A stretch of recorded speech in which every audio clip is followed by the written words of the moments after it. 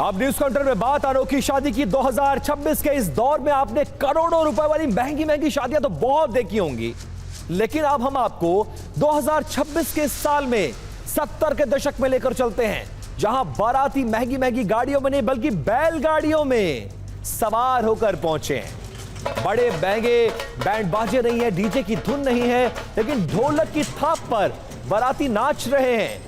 ये शादी है बुंदेलखंड के रहने वाले मोहित द्विवेदी की। ये तस्वीरें बुंदेलखंड की पुरानी परंपरा को सजोने और बचाने की कोशिश है।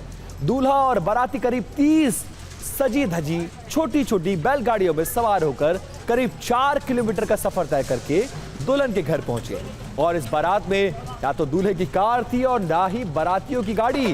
पूरी बारात बैलगाड़ियों पर आई थी और ढोलक की थाप पर कुछ ऐसे ही नाचते झूमते नजर आए।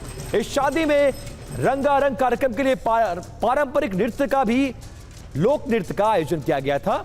आला रूदल की कहानियों में लोक नृत्य में दिखाया गया डांस ऐसा गजब था कि जिसने देखा वो देखता रह गया।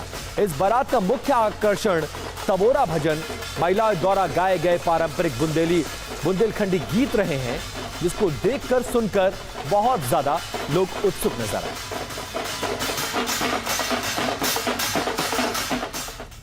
और ये तो गाड़ी घोड़ा बैलगाड़ी की बात हो गई। और खाने का इंतजाम बुफे और बड़ी बड़ी राउंड टेबल नहीं, बल्कि जमीन पर पलथी मारकर, जैसा गांव में पहले होता था वैसे लोगों को खाना खिलाया गया और पत्तल में देसी खाना परोसा गया। मेन्यू में कद्दू है, आलू बैगन की सब्जी है, पारंपरिक व्यंजन शामिल थे जिसका स्वाद बाराती चखते नजर आए। विवाह की रस्में 3 दिन तक चली, जैसा पहले के दौर में होता था।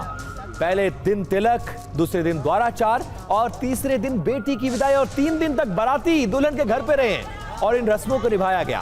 खास बात यह रही कि दुल्हन की विदाई भी गुरुवार को बैलगाड़ी से ही की गई, जो कि उपस्थित लोगों के लिए एक बहुत ज्यादा यादगार क्षण रहा है।